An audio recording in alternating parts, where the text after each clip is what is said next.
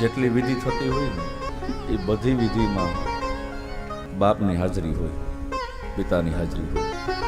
પણ ખબર છે એક વિધિ એવી છે કે જેમાં પિતાની હાજરી રાખવામાં આવતી નથી, અને એ વિધિ છે પૈ સિંચવાની વિધિ.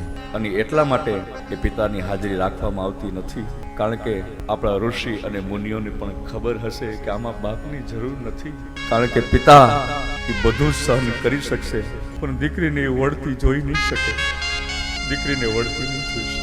અને વાતે સાચી છે, એ જે અંતિમ ઘડીઓ જરા આમ ગણાતી હોય ને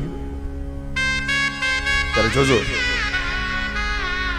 તમે પિતાને શોધવાની કોશિશ કરશો ને તો પિતા કે જોવા નહીં મળે, એ ક્યાંક આમ અલગ જ ખૂણો પકડીને બાપો હોય, કારણ કે એટલું સામર્થ્ય એક પિતાની અંદર નથી કે દીકરીને એ વળતી જોઈ શકે, એટલું સામર્થ્ય.